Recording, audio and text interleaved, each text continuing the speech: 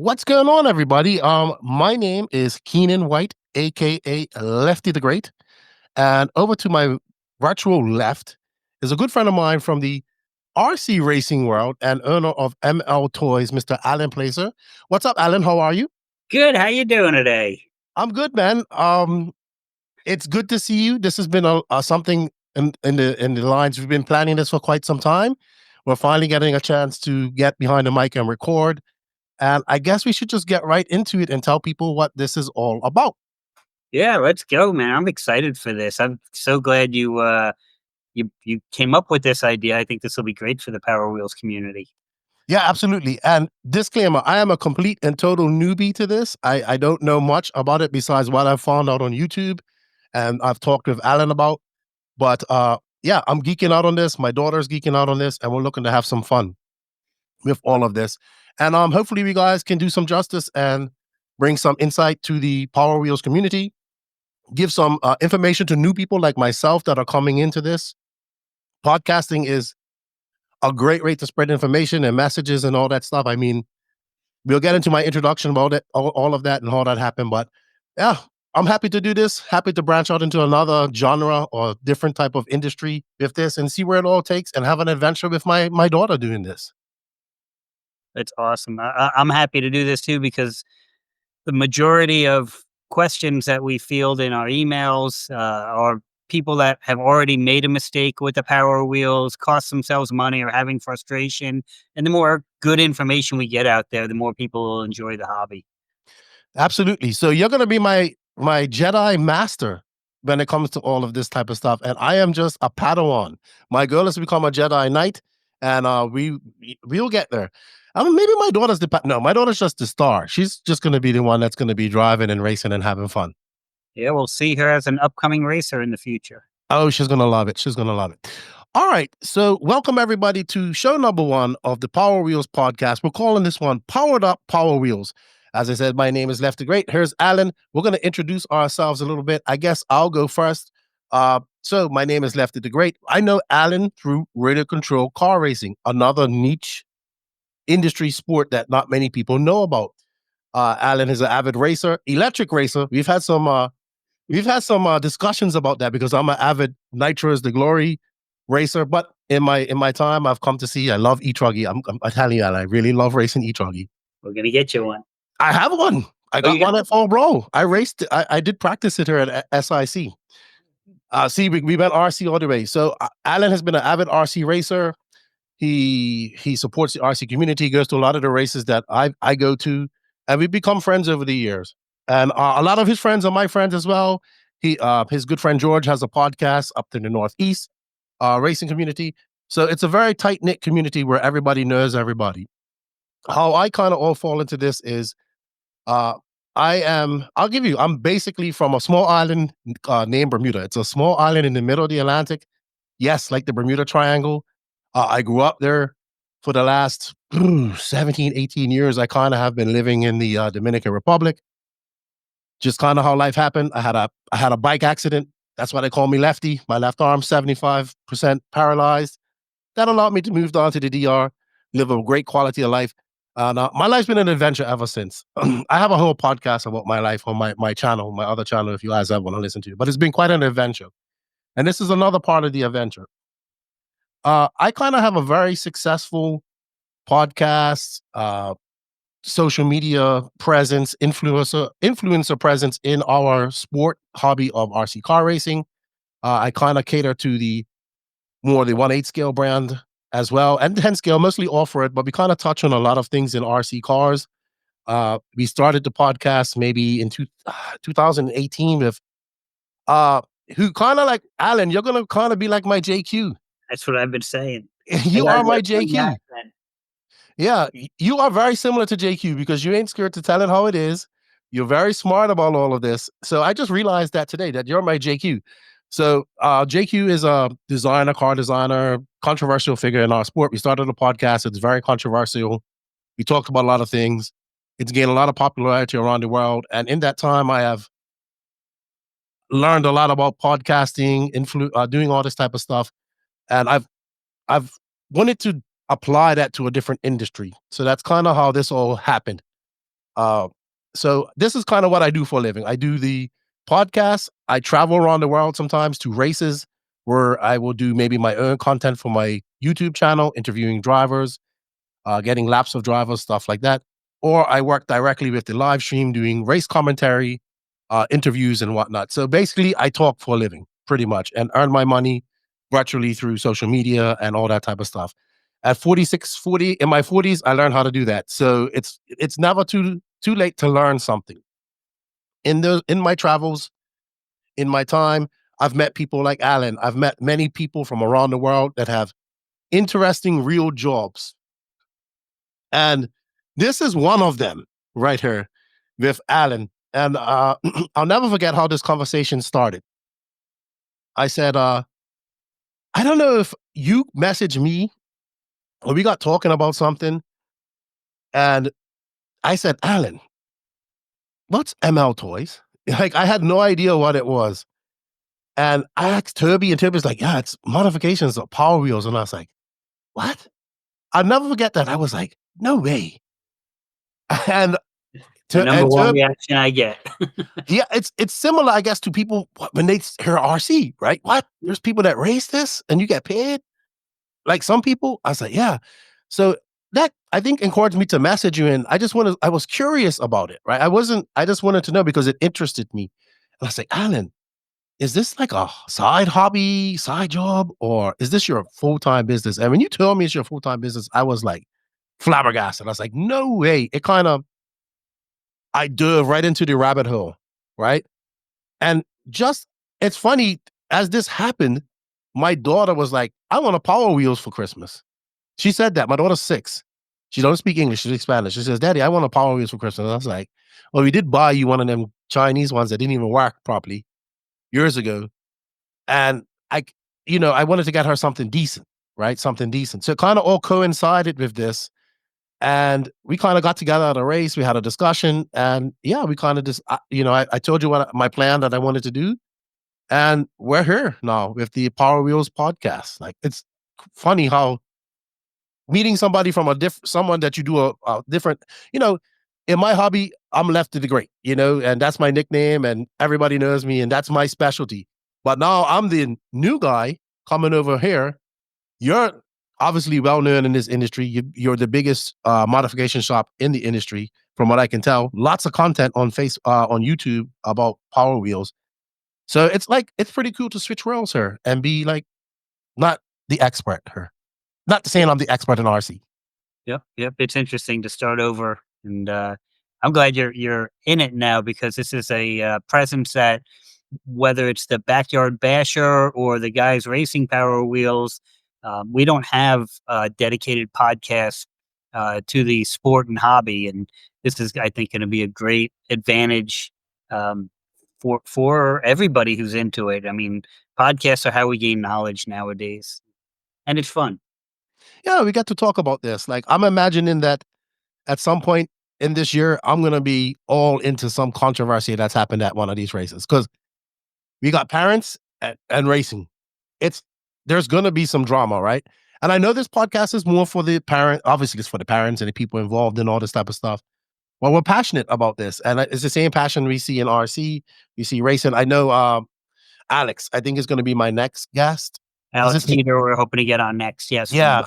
Oxford Power Wheel Racing. And there's drama around ML Toys too. And I don't want the listeners to think that this is an ML Toys podcast. Mhm. Um, that drama, we're going to bring on the haters too. I want everybody to be heard. That's how we grow too. And, there's more than one right way to do things.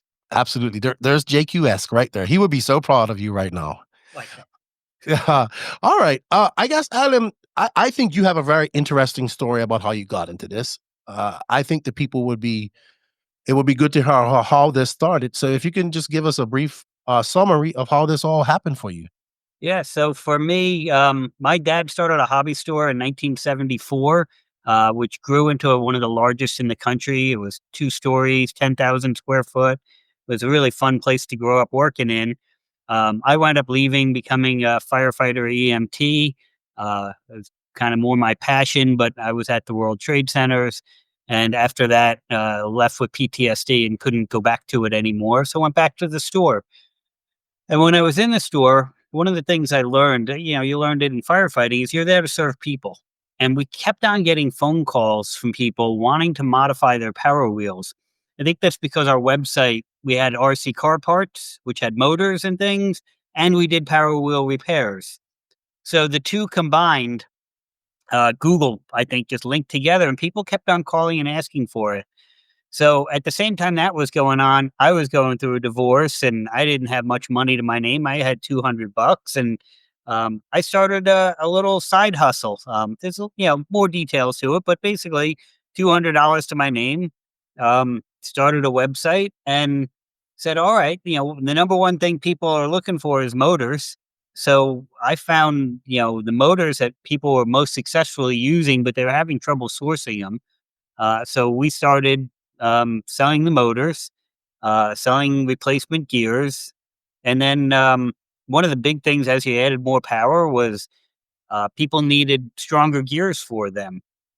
So eventually, people were stripping out the gears in the cars, and I reached out to a company that agreed to make steel gears for the cars and put them on ball bearings. And so we added our first custom product, and that went through several iterations.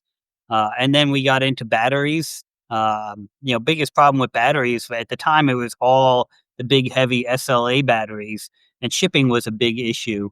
So I'm fortunate. I live near Edison, New Jersey, where they're imported into, and I found a company that was willing to let us go pick up the batteries. So they saved one shipping cost of getting the batteries from them to us, because once they got to us, we would solder on battery connectors so they're plug and play ready. And what I learned is a Jeep Wrangler can hold 1,250 pounds before you're driving on the bump stops of the car. And we would go up, initially we would just pick up a couple cases every few weeks, but then eventually it became that full load, weekly, and we had to switch to, shipping in trucks and pallets. But it's basically been listening to the needs of the customers. What do they need next? And we design a product to work for it. I've never designed a product and said, "Hey, you should have this for your Power Wheels." It's what's the failure points, the pain points that people are having, and it just kept growing the business, from there, until it got to a point where it no longer was a side hustle. My folks were looking at retiring anyway, and I took the business into a full time mode, and keep on learning and expanding. There's been nobody to copy anything off of. I always like being second to the game on some things because you can learn from other people's mistakes. We're the ones that have had to make the mistakes along the way, and that's okay. That's part of growth, but. Um, we keep on developing more. Even right now, we've got other thing projects going. There's constantly R&D. The company is now got about 3 or 4 thousand square feet of space with a crew of guys that do assembly. They do shipping every day, and I do mostly the research and development, and a couple of us do the customer service emails, and I have to do all the videos and things like this, kind of the outward facing stuff. And it's just, we try to keep it a lot of fun because this should be fun. When this starts feeling like work for us, I think it's going to start feeling like work for the customers. The biggest challenge that we've always had is making it all plug and play friendly. People don't have the technical skills that they did back in the 50s. And that's, I think, a knock on our school systems more than the people. So we have to, not everybody knows how to solder. In the 50s, every dad knew how to solder. So we have to make things where they can connect it as easily as possible, and reduce frustration as much as possible. That's been the biggest challenge, but also I think the most fun for me. It's funny you say that about mechanical skills, right? I grew up in a time. I'm a little bit younger than you, but I grew up a time where in Bermuda, when you were 16, you got a license to have a 50cc bike, right? That was freedom for you. And if you got a flat tire, you fixed it, right? You took it apart and fixed it or patched it and did that. And now I remember when I went work a few years later, I went work in a cycle shop and the kids came by. This is maybe, I would say 10 years later. I was 20, yeah, 24, 25, 26. The kids coming in at that time had no idea how to fix a flat tire. It was if they got a flat tire, you called and someone came pick it up and they fix it and it cost their parents $150. And I was like, wow, we've lost a whole generation of mechanicking. Uh, so I understand that. We see it in RC too, right? With Mhm. people who may have just gotten into RC, and the kits and everything nowadays are pretty much the fit and finish is great, great instructions. It's it still requires some technical skill, but when you have to start dremeling stuff and making those little modifications or something don't fit right, people pitch a fit. So I get it. I've been on that side of it in the RC side of things too, and just sometimes explaining the basics to people is very difficult. Yeah, and Power Wheels they're actually a lot easier than an RC car because we don't have suspensions, we don't have differential systems. I mean, there's some minor suspensions out there. Electronics are just now coming into Power Wheels. They tended to be basically just batteries, a gas pedal, which was an on-off switch. The shifter just changed the power going from the two motors from series to parallel wiring, and then reverse just switched the polarity, and then two motors. So it was all mechanical. Had been very easy, but that's starting to change in the industry to a little more circuit board design. So, but it's not hard for a dad or mom to with just knowing how to turn a screwdriver to learn how to do this if you're willing to apply and just do something new. Uh, it's fun. Yeah, because I mean, I'm about to embark on my own adventure in this, right? Mhm. We got my daughter's got a dune buggy coming on the way. I live in Dominican Republic, so if people, I live here, and that's where my daughter is. And it's not that easy for me to just go out and get a Power Wheels here. Yes, I can get plenty of the Chinese knockoff stuff, but that's not what we're trying to get. So I had to order this off of Amazon to get shipped to Miami, and then probably it's going to cost me what it cost me to buy it to get it to me by the time I pay shipping and taxes. But it's worth it, and we got to put it together and all that type of stuff. And like I said, my daughter's dream is to be on YouTube, so we're going to do that. We're going to vlog that. That's going to go up on this Power Wheels podcast channel, and this is for her as well, right? And for I think for fathers who might be getting into this or as well, so they can follow my woes and probably see my pains and struggles going through this and my victories. So hopefully this is how it all works out. But it's amazing that you've been able to turn this into a viable business. I'm sure you have. I guess my question would be when you started in this, what, 8, 10 years ago, what was it like? I'm sure it was way different than what it is like now. Yeah, no, 15 years ago now.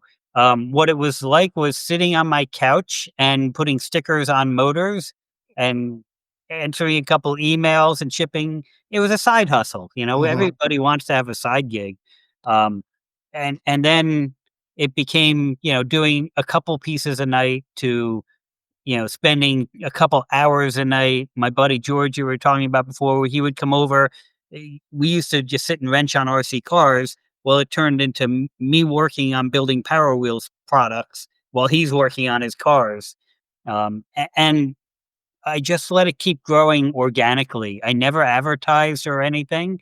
It was a lot of word of mouth that went out, and it got very surreal very quick. It also got very time consuming in my life because I did work a full time job. I was raising my son, and I was getting more and more custody of him. And thankfully, I was getting the money from ML Toys, but a lot of that needed to get reinvested too. I started with no inventory, and it cost money to design new products, but it was fun. It was hard. Yeah, I mean, innovative, right? You're stepping out into new waters here. I wouldn't even know where to start with that type of stuff. How did you come about some of the things that you're famous for?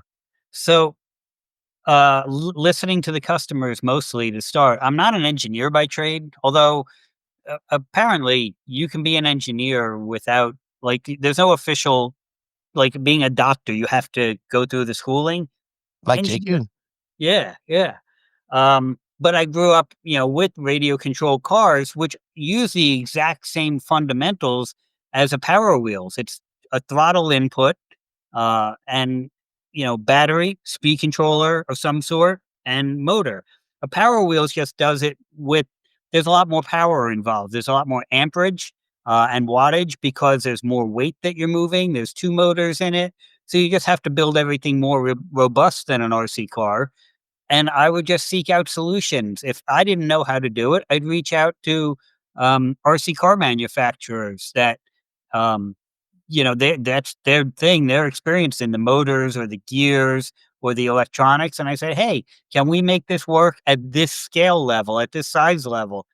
And there was, some of them initially, and even today still just laugh at you. Oh, you want to modify a Power Wheels? Yeah, we're not giving you our time for that silliness. But the ones that believed in me, they're profiting off of it too now and helping it grow. So it's now it's well established. Yeah, it's amazing. Like I think both industries are feeding off each other. The Power Wheels company benefits with your modifications that people geek out on, and obviously that encourages them to continue to make these because I remember Power Wheels from the '80s. Like, the commercials coming on with the Jeep Wrangler and wanting one of them so badly as a kid, and here they are still around. Oof, I'm 46. So, you Yeah. know, it's crazy that they're still around. I guess my question would be can you give me was the modifying my thing back in the '80s as well? I know that's probably before your time, but maybe you heard about it or something. Yeah, no, what I've learned is it was a done on your own kinda thing. Okay. Dad would stick a car battery or 2 car batteries, like automobile batteries, into a Mhm. Power Wheels and run them until they blew the motors out. Um, it there really when we first started, there was no other modification companies out there that I could find. Mhm. Like I said, I would have loved to have just been able to copy somebody, or, make their product better. So we just started doing it, and what's happened now, you got the pictures on the screen of some of the drag racing. I think it's in large part to what we've done of getting because you can now buy a kit to make your Power Wheels faster. After a decade of doing that, there's so many more modified Power Wheels out there that it's causing communities to get together and want to race them. And that's where this new Power Wheels racing scene has been starting to emerge to the point where they do more, just like with a NASCAR or an NHRA dragster, would not be something that you would drive on the street every day. These Power Wheels that you see here, these kids don't get to play with them in their yard every day. Those are track built cars, and their technology has been going beyond what we do with a car because what this kid is doing here, that's not safe for driving around your neighborhood in, and those cars won't drive on the grass very well. Um, so we are actually now starting this year creating a separate division for ML Toys just for the racers because the products that they need are going to be different than what you want for backyard bashing. Really? I didn't realize that. So, yeah, I think you once explained it to me, in RC terms. Bashing is obviously the big thing that, pays for the racing side of things and this type, and it seems to be a very similar concept in the I'm sorry, in the Power Wheels, world as well. And, yeah, I mean, these are badass, though. People have put a lot of work into some of these rides. Yeah, I mean, I think the top speed right now for a dragster, these kids generally race the 60-foot line on a drag strip, and they're Mhm. hitting up to 40 miles an hour, which again, you just can't have your kid driving off your curb and things like that at 40 miles an hour. They'll get hurt. Yeah, So I get that. controlled environment. And it's 1% of the Power Wheel market, but it's where you grow the technology too, because if Mhm. we can make electronics that stand up to this use, then we can make electronics that stand up better in the backyard. Yeah, absolutely. It's kinda like, we saw I hate to go back to RC, but we just saw Horizon and TLR disband their pro team for RC racing because they don't see no value in racing. But there is value in racing, and exactly what you said, testing out products, and improving your products to withstand that's good. Like you said, if your products can withstand this type of, treatment, then the product that the average basher is gonna get is gonna benefit from that as well. Uh, as a racer, this appeals to me, the racing side of things. But I definitely wouldn't want my daughter driving around in the neighborhood in one of these 40-mile-per-hour rockets because I know her. She would not know how to use the brakes. But I see it. It looks pretty cool. I think I would love to see my daughter doing something like this. And it's good to see ML Toys putting some focus into this market, even though it's, not as big as the other side of the market that makes the money for you guys. Yeah, like I said, I started off by listening to what the customers were asking for, and that's always the right way to run any business. And we're getting asked more and more for these racing components. So, we're partnering with some of the guys that are like Alex Teeter. They're Mhm, really, really working hard to design products for racing, mhm. and trying to perfect them more for the mass market, and for the plug and play, for the guys that aren't engineers to be able to get a car onto the racetrack. Yeah, we can go back to that acronym, keep it simple, stupid. That's Yeah, all you gotta do. yeah, Same thing in RC, same thing in RC. Awesome, man, awesome journey for you and your dedication to this. It's very unique, but I understand it 100% because I go through the same thing through RC. I'm looking forward to going on that rabbit hole of this with my daughter, and not just my daughter. Like we have neighborhood kids here too that are gonna want to hop in and have fun and all that type of stuff. So I'm very interested to see this, and kind of be a part of this. Having you along with this makes it a lot easier. I can learn a lot from you, and I'm really interested to see the drag racing side of things that you guys get into. yeah. And it's not just drag racing. Drag racing has gotten the most traction of Mhm. forms of racing, but there's road course racing. There's a track in Florida. I can't remember exactly what city. They Mhm. do a monthly toddler Dega at a paved Really? park track, and it's just parents bring their kids out and their cars, and they race them. He's been doing it for years. It's a great thing. Uh, Um, go ahead. I think that most people think Power Wheels racing, they think there's guys going on those dirt tracks with, grown man going on those The dirt hill. hills and That's crashing actually all the time. this week coming up. If you're a big TikToker, you see the videos of the guys doing the downhill race, That's like what I'm talking about. drunken adults. That race is going on again this week at Santa Texas. Yeah, that's not even. Look, they're taking the motors out of those things and just freewheeling down hills and crashing them. So Is there any off-road or anything like that for the kids in Power Wheels? there's no national racing organization or anything for racing yet. We're working on it with the drag racing side since that's gained enough people. But there's a lot of county fairs that do them, and they'll do them in the dirt usually. Some of the monster truck shows will have a Power Wheel exhibition race. So, if you see a monster truck show in your area, then you go, just check it out and see if that's something that they're doing. That means you can go participate with your own kid at a monster truck show. We actually worked with the International Tractor Pulling Association for a little while before COVID. There were guys that came up with a pulling sled and were pulling over 400 pounds with the Power Wheels with the modified gearboxes and all.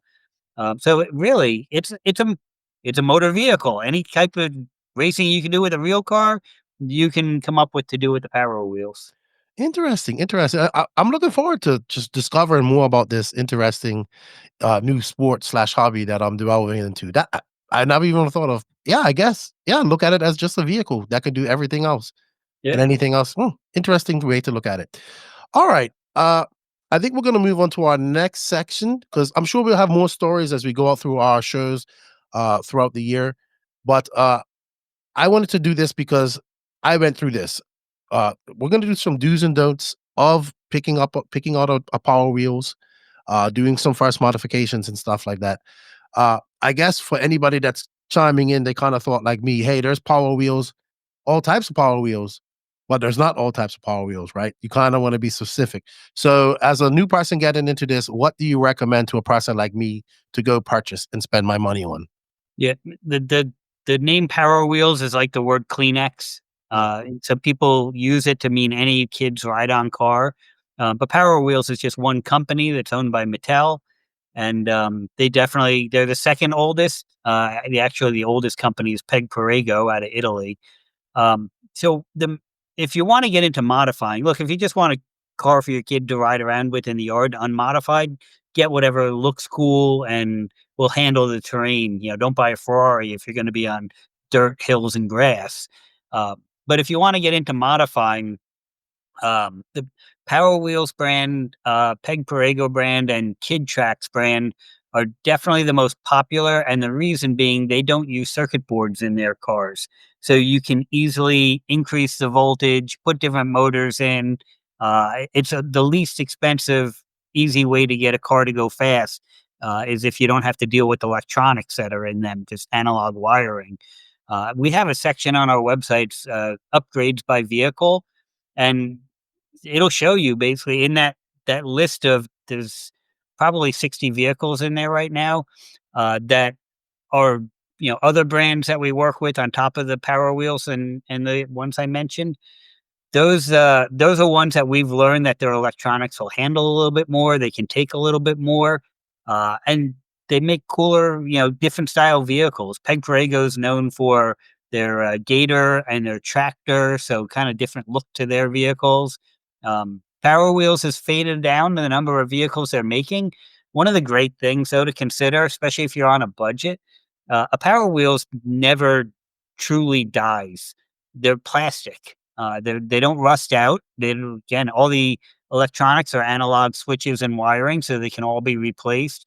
So we have people with cars from the 1980s that they're running, just as well as a car that you would buy today.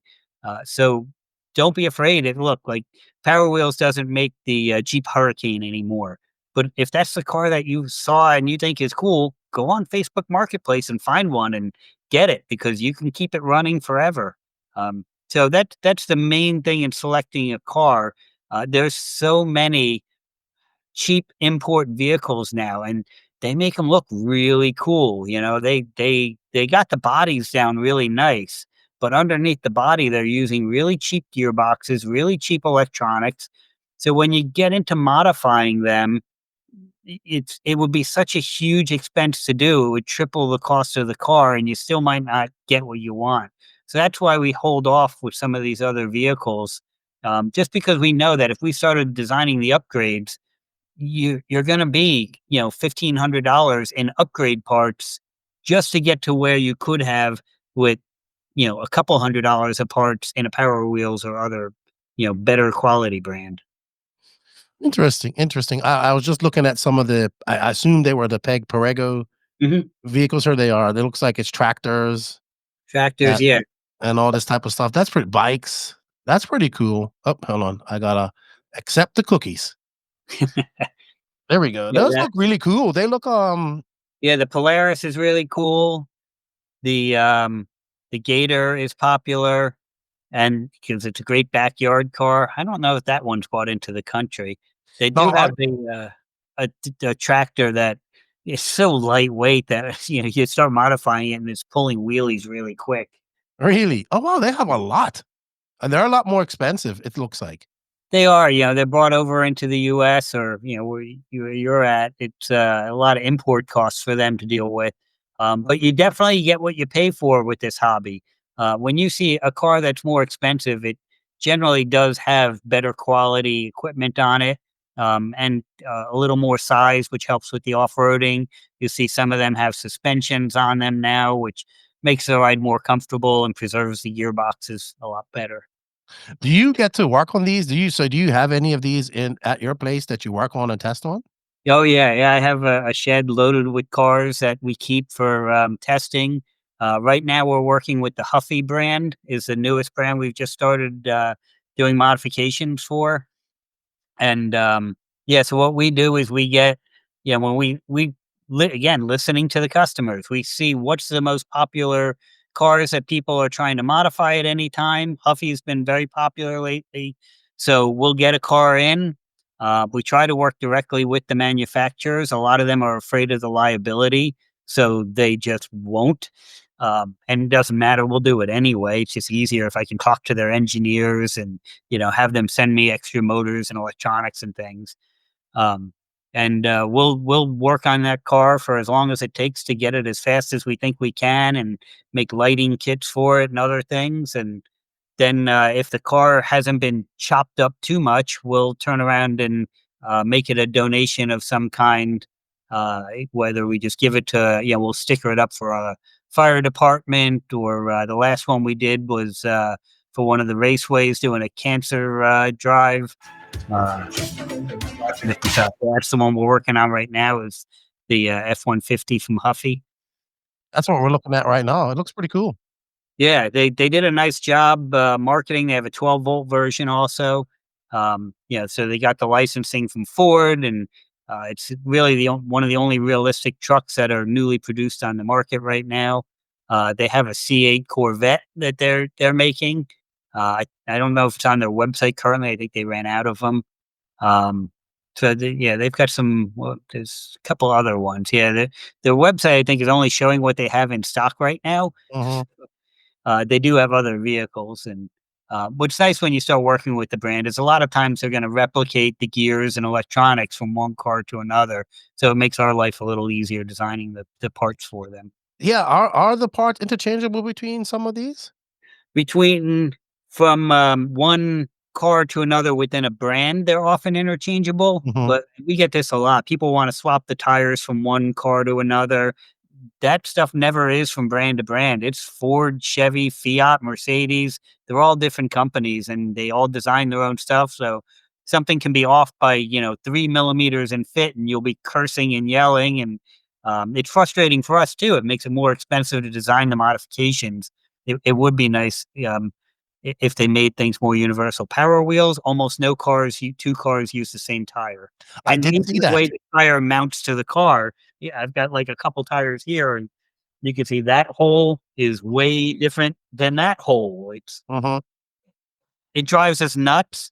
I, and it makes it a lot harder. But so know that before you get into it. Yeah, I did watch a video on that you made. It was very informative, and I was shocked to see that. Now, I have a question. See, like, those tires and stuff that you have to your side, are those, like, can anybody just buy them, or how does that work?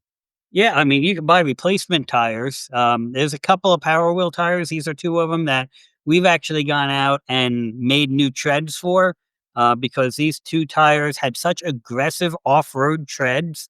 These Mhm. were for their F-150, Jeep Hurricane, a couple other cars. When a kid would drive the car in the street, it literally shakes their teeth and their brain, and it's so loud you can't talk over them. So we came up with street treads for them. uh, Interesting. yeah, yeah, Yeah, but that's it's cool. expensive, a mold for a tire that big is not a cheap I thing. was about to say that. I was gonna ask, how did you, because a mold is we see it in RC, like, molds are expensive, you Yeah, know? we spent I mean, for 10 years, I wanted to make tires, and it was just always too expensive for molds, Mhm, and then finally, about 2 years ago, the cost to have a mold made got cheap enough. It's still gonna take a couple of years before, we sell enough of them to get that paid back, but we're in it for the long game, so that gives us a little more, desire to be able to invest into, some of the R&D and startup costs for a product. who does your R&D for you? It depends on the product. We Mhm, have, unfortunately, nowadays, we have to have parts made in China. mhm. When we go to get, like, a motor made, there is not a single motor manufacturer in the United States. Wow. And when you think about it, like, all your kitchen appliances, your windows in your car, everything's got a little motor in it. We didn't even get the option to bid it out in the US. I'm, hardcore American here. I wanna make as much as we can here. So we have a, company in China, that these guys are great. Like, they are engineering and designing the parts for us and exclusively for us, and they've been fabulous about it. They understand that we're a performance company. Even if we're just making a replacement part, I want it to be better than the original. Uh, Mhm. so they understand that's the standard that they have to get to. And it takes some trial and error. Again, even for them, nobody's done this before. So they do a lot of designing, and then, like, our steel gears are made in the U.S. And we have, and the gear engineering is done by a guy that's been in the industry for 50 years. So I always look for who, not how. Mhm. I don't try to figure out how to solve many problems. I look for who's already figured out how to solve a similar problem and reach out to them for their engineering help. Now, do you guys have drivers that you might sponsor, that you send product out to test and all that type of stuff? Yeah, we used to have, my neighbor's kid. Okay. Was a great daredevil, and, he would drive the cars, and, yeah, we would have a blast, videoing him. He's been in cars that have caught fire while he was driving them. Great Mm, thing with the Power Wheels, he can just bail out easily enough. But he got too big. And even once he got done with it, that's just one kid testing one car in one set of conditions. So what we started doing now is beta testing products that need it, where we'll run a batch of a few hundred of a product, sell them at a really reduced price, and then with some of the products, like once have it for a number of months, you send us a review, we refund you for the product. You got free product for testing it. If the product blows up on you, we refund you for it. But it gets us the ability to have the product, down on sandy beaches or people that are taking it off road. There's so many different ways that people are going to use a product that we have to try to make sure it'll work in all environments. So that beta testing process has been very helpful right now. We have a set of motors that are in the beta phase right now, just getting ready to come out. how long does it take? Like, what's a time? What's the average time from thought process to production? It depends on the product. Mhm.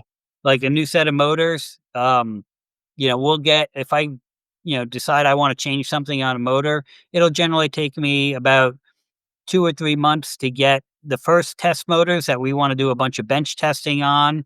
And then after we approve that, which just that part just takes a week or two usually, then we'll order up the beta motors. Mhm. And that takes a couple months to get to us. And then we'll spend 6 months in beta testing. And then if we approve that, we say okay for production. And that's a couple more months to get production going. So, a new product can be in that R&D phase for easily a year before Mm, it hits the market. Some things are quicker and easier. You come up with a product like, we have headlights and taillight lenses that go into the Jeeps. That's just design it, get the 3D printer to print it out and, see if it fits. You might go through a couple iterations of it. And within 2 months, you can have it on the market. awesome, awesome. Uh, what about secondhand stuff? Do you recommend people to purchase secondhand products at all? I'm kind of like, you're always purchasing somebody else's problems. Yeah, well, with the Power Wheels, one of the interesting things is a kid only fits in a Power Wheel for 3 Mhm. to 5 years, and then the parents are gonna sell the car off. If that's why they're selling it off, then that's a great purchase for you potentially. Um, Motors and electronics do wear. These are usually stored outside. They got little kids driving them, stomping on the gas pedals and stuff. So they get pretty abused. So it probably won't be as good as new, but if you're on a budget and, hopefully you can work with the person that you're buying it from. If you buy it on, Facebook Marketplace and you're never going to see the guy again, well, you're never going to know what his real problems were that he was having. Mhm. So the only reason I would say to buy used, if if you can't afford it, but sometimes it can wind up costing more. But also, if that particular body isn't made anymore and you want that particular body, you got to get a used one. Okay, so are people like collectors too? Like, do they collect particular body styles? Is there some body styles that are impossible to get nowadays that people like? That's the grail. So there are ones that people collect, but they don't seem to have a collector's value to them. You rarely see a Power Wheel sell for more than like $200-300 once it's used.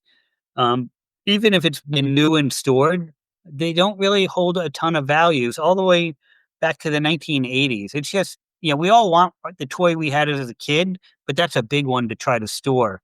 The ones that are gaining value are the ones that these drag racers are using. Mm, The Power Wheels, Corvette, Lightning McQueen, those cars are discontinued, but they're the fastest cars out on the racetrack. So kind of like a Mazda Miata, everybody wants to get their hands on the old Miata that nobody wanted to own when it was new, mm, because 'cause they're great wheel track cars. Same thing with the Power Wheels. They're having a hard time finding them, so they can command a little dollar. interesting, interesting. Let's talk about that. Age. What is the average age for kids to be into this? So 3 years old is really the start. Now, Mm, these Chinese companies are bringing in remote control vehicles that the parents drive that they're putting infants in. We don't condone modifying a car that you're driving because that's just not safe. You tend to hit more things than even your 3-year-old would if he was driving it. So they start at 3 and they go till about 7 is usually about the highest age, unless the kid is really small. But no matter what we do with these power wheels, as soon as a kid can get on a bike, they tend to put the power wheels aside because they can go more places, longer distances, and faster in the backyard. So not much shelf life at all. So like my daughter's probably on the later. She's 6, so Yeah, she's probably on the cusp of not being into this in a year's time yeah. or a Once few she years gets a time. bike, she can ride to her friend's house. She's probably not going to ride to her friend's house on a power wheels. Oh, she would try. She would definitely try. She can ride a bike, but she wants to do this. I think she's gonna okay, cool. And of course, it's the fathers that are mostly into this that are geeking out on this, like me. Yeah, there are some kids that say make my power wheels faster, but we get it. It's the fathers and the mothers, mostly the fathers. So that yeah, it's their dream. Okay. Uh, we did talk about racing and how you guys are gonna get involved in that, but what can we expect from maybe doing an average basher, like what I'm looking for with the dune buggy? What type of speeds are we looking at, and longevity of something like that? Yeah, so a 12-volt power wheels in high speed is about 5 miles an hour. Mhm. We'll modify them up as high as about 12 miles an hour. That's where we find the safe limit for what we call the backyard bashing world is. The reason being, you don't have safety restraints, you don't have a functioning bumper, you don't have a suspension, and so the bouncing around that the kid's doing while he's driving. Oh, and you don't have brakes on your standard power wheels. So around 12 seems to be the safest stopping place. Obviously, there's people that are on their own making cars go faster. And what you do on your own, look, if you live out on the plains of Indiana and you've got flat land forever and you want your kid to go 20, God bless, do your own thing. Um, but most common is people will just put stronger motors in, increase the voltage on the batteries, maybe do some lighting work, and that's enough to keep their kid enjoying the car. As long as they're into it, the modifications will last as long as the car is going to last for the most part. Motors will last years, batteries about 5-6 years if you take care of them for a set of batteries. If you're running the SLA style. What type of runtime are we getting out of these things now? A stock power wheels can get up to 2 hours. When you start increasing the speed and the voltage, you start decreasing the runtime, even though we do go to longer runtime batteries. So, at 12 miles an hour, if your foot's on the throttle the whole time, you can run it down in 20 minutes. And we do have fast chargers for the batteries, but, sometimes you want 2 sets of batteries. I remember that, like, my neighbor, he had one. He had one of the red Wranglers, and he was Mhm. younger than me, but I wanted to see that thing go so bad, and we would wait a day to charge up that damn battery. That little lead acid battery that it had, this is '80s, right? Yeah. Oh my goodness. We have come so far. Like, yeah, Yeah. we've come so far. The battery technology has changed a ton. It's been one of the constant things that we have to work with because of lithium batteries. It's changing the game. But, just like we all saw with the hoverboards, there is a fire hazard to lithium batteries.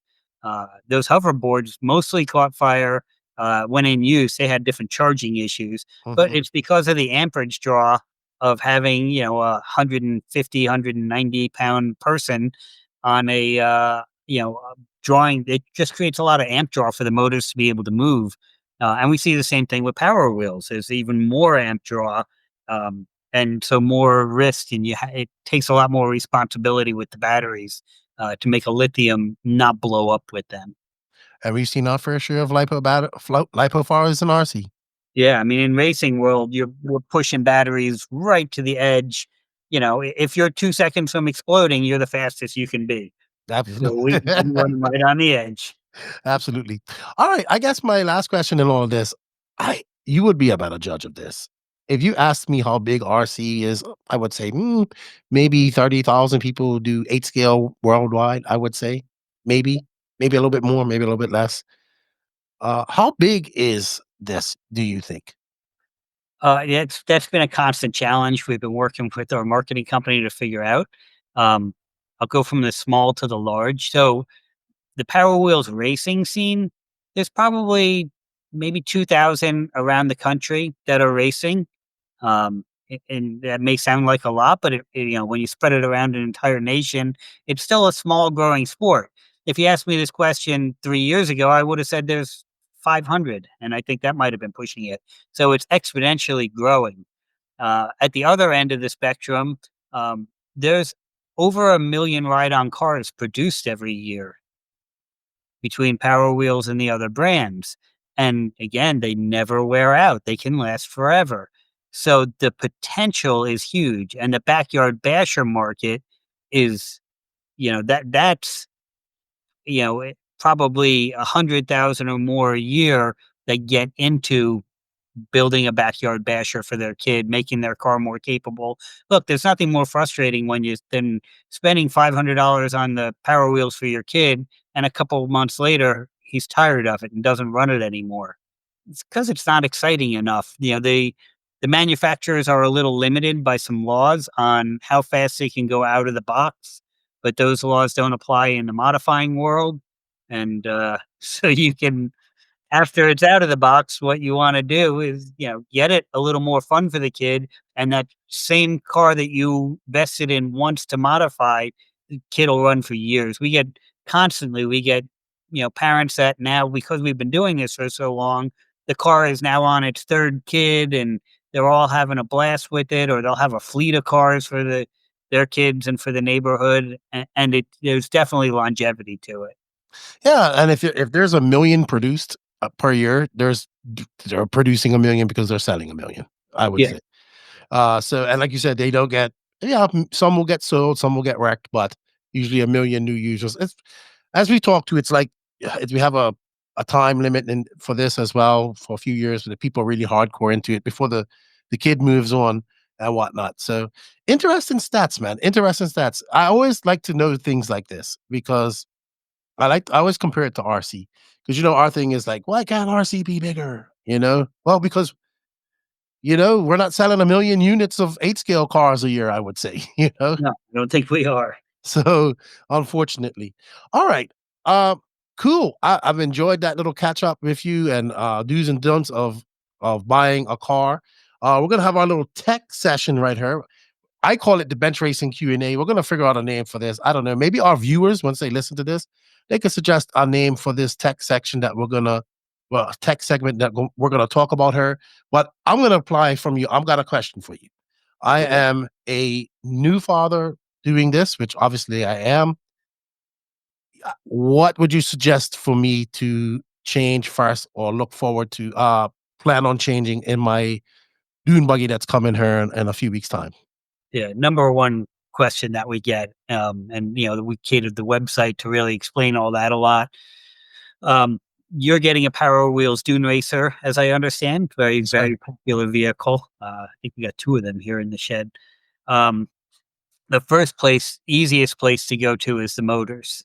You put bigger motors in the car. Not changing anything else yet. Motors are easy to work with.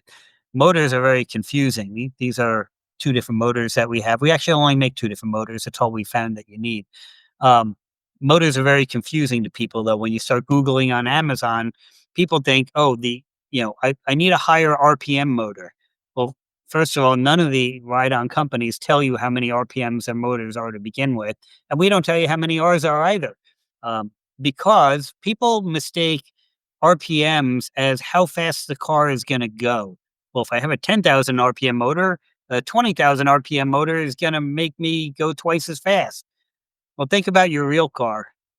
If your real car in first gear, you go to 3,000 RPM, that's not the same speed as you're going to get in fifth gear at 3,000 RPM. There's so many other factors that go into how fast a motor will get your car. the gear ratio of the car, the amount of weight on the car. A lot of times, one of the big main factors is the higher the RPM is, the less torque the motor has to get that up to speed. So if you have a really heavy car and a 20,000 RPM motor, calling that a high number, that motor may not actually reach 20,000 RPM in that heavy car. It might only get to 10.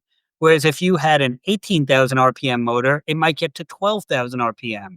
So a lower RPM motor can be faster. So there's so many other factors to it. For instance, like we have ball bearings. See if I can get that on the camera. I don't know if you can see that well.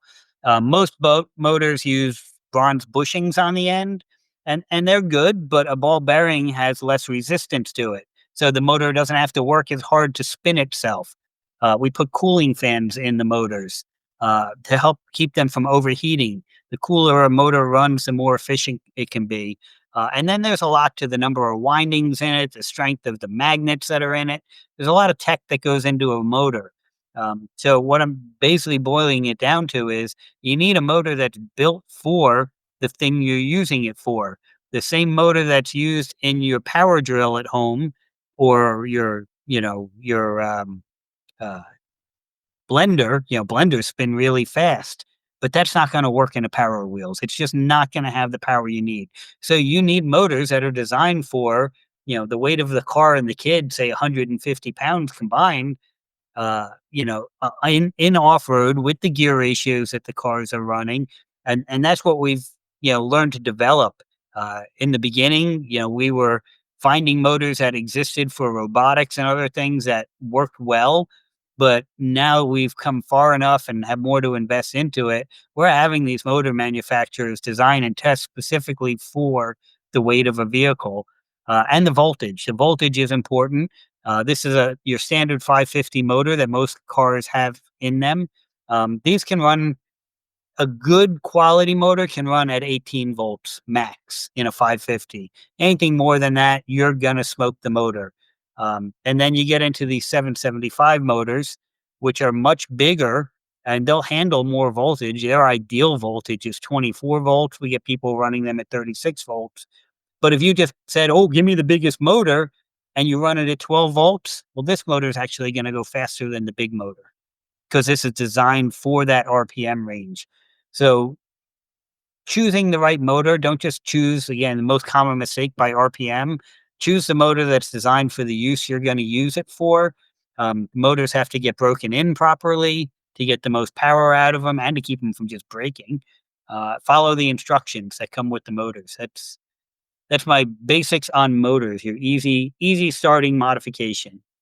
Yeah, so it sounds like I need to pick up some of those 550 motors because I don't foresee me going up to 18 volts or sorry, 24 volts. And I get that. I get it. Like that bigger motor needs that higher voltage to have its optimum performance, where the smaller motor performs better on the lesser volts. So yeah, it's pretty. I get what you mean too about the 20,000 RPM.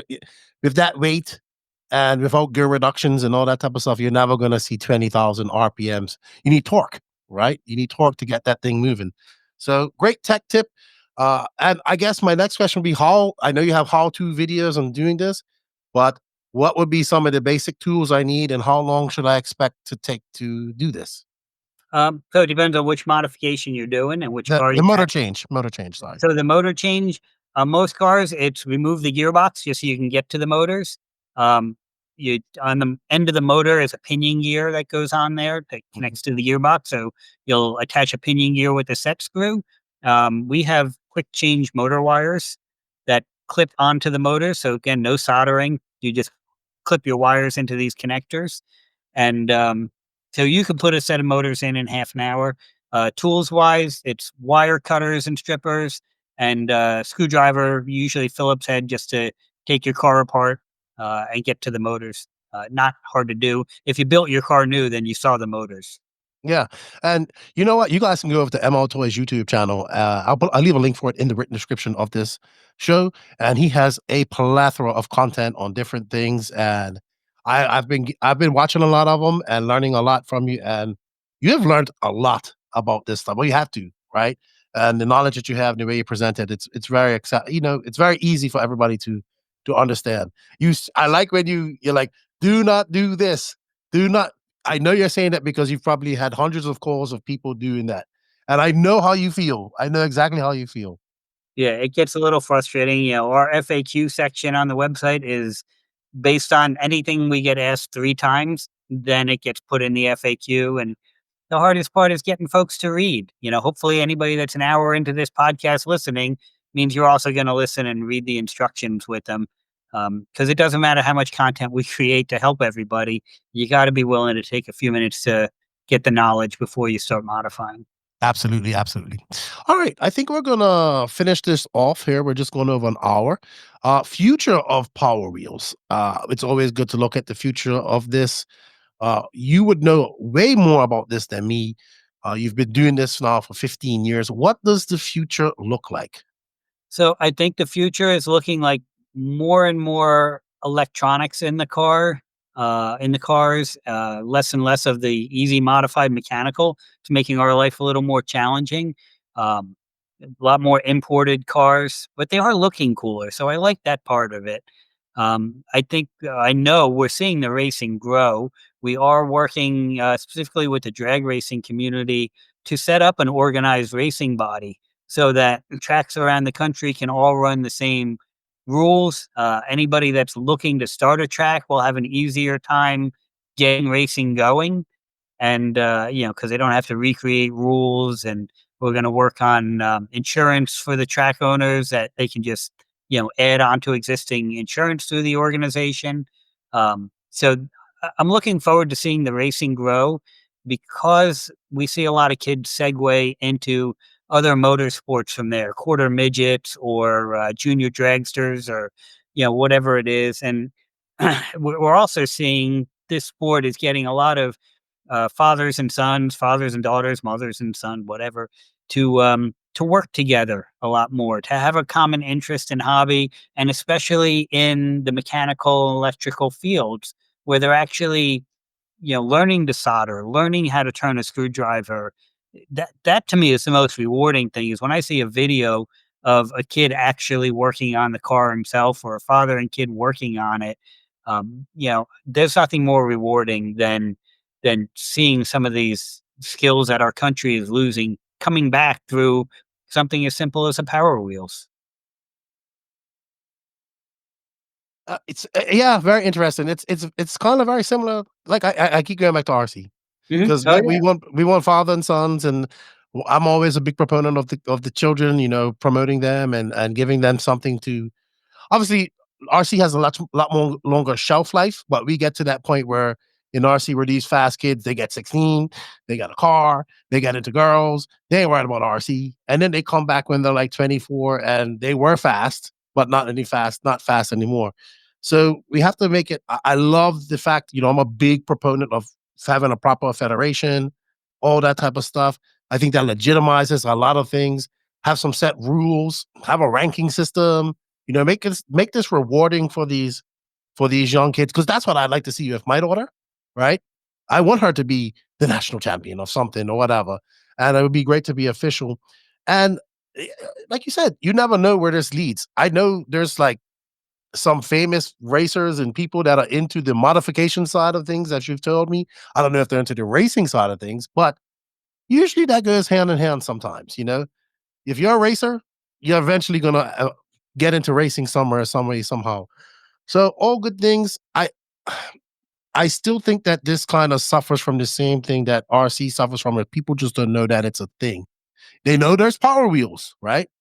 They know there's Power Wheels. They remember it like me from their kid when they were kids, but modifying, racing them is not a thing. How do we promote this? I know how I want to promote it to the public, right?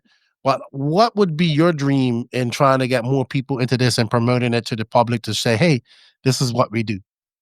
Yeah, well, look, this is part of it. What you're doing here, the way you advertise nowadays is social media. So this just brings another level of legitimacy to modifying power over wheels, whether it's racing or backyard, by the fact that it can sustain a podcast now.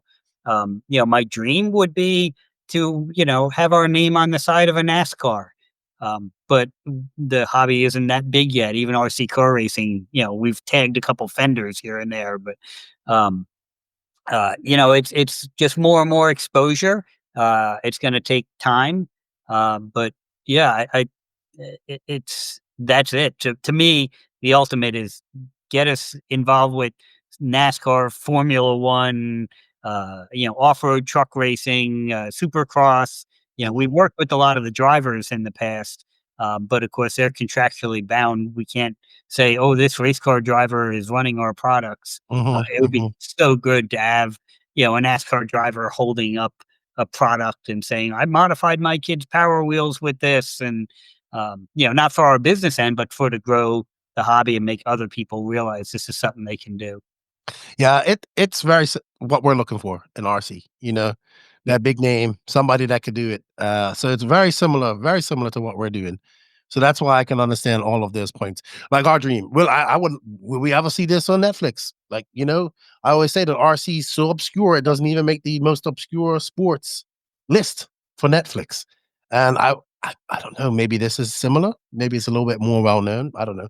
Maybe those videos of those downhill guys is really what helps you guys out because that's what people see, right? They don't they I know they see that. They're like, "Hey, that's Power Wheels, that's Barbie cars." That's what they call it, Barbie cars Yeah, or something like that. I don't know if that's offensive to anybody. I don't wanna offend the just Power Barbie. Wheels. Huh? Just to Barbie, hopefully. But, yeah, you never know, like, social media is key. I've been following a few of their accounts. There's some great Instagram going on because that's like, there's shorts and all that type of stuff. When this comes out, you probably would have been to Motorama already. So hopefully we'll get some footage from Motorama. I know you want me to come to Motorama, but I'm actually going to be in a much colder location called Wisconsin that weekend. Yeah, exactly. So, um, I won't be able to go to Motorama, but of course we'll reconvene after that, and I'm sure people will be listening to this after this race happens. Alan, I think that's pretty much it for our first episode, man. We kept it to an hour. I think it was very informative. I want to thank you for the opportunity to be involved in this because obviously you're the one who kind of helped push me to do this with my idea. And yeah, I hope that we got something going here. I'm looking forward to interviewing and talking to other personalities in this sport slash hobby, learning more about it, letting people experience my journey. And hopefully, like I said, my ultimate goal would to be get my daughter to take a trip with her up her to the US of A and her do some racing and stuff like that. So I want to thank you for that opportunity. Also, you are a sponsor of this podcast, the only podcast we have, and of course, we'll be looking for more sponsors as we go on. We're aiming to do about a show per month, but who knows? Once things get going, it might be more than that. We're gonna have. You can check us out on our Instagrams, our Facebook page, and all that stuff. Come over, join the conversation. I got a Discord started for it as well, so we can talk on there. And I want to thank. I want to. Well, I feel welcome to be in your world. It's I'm glad you're in it. it feels weird coming in here with no knowledge about this, but I'm gonna learn, and Yeah. I'm excited. I'm excited. So thank you. If you guys want to reach out to Alan about anything, you could go to mltoys.com. I believe your website is, mltoys.com. Email is gofast@mltoys.com. Go and ahead. look. My email. Yep, and look up ML Toys on YouTube. Lots of tutorials there that you can follow. He's done a lot. He's got years and years of content up there. And we look forward to show number 2, which should be Alex. And we're going to delve into the drag racing route, which I'm starting to geek out on. Alan, thank you for your time. I greatly appreciate it. Thank you all for listening. Don't forget to hit that like notification button on the YouTube channels. Help grow this channel. And I don't know. We hope you enjoyed it. Lefty and Alan, we're out. Stay powered up with Power Wheels.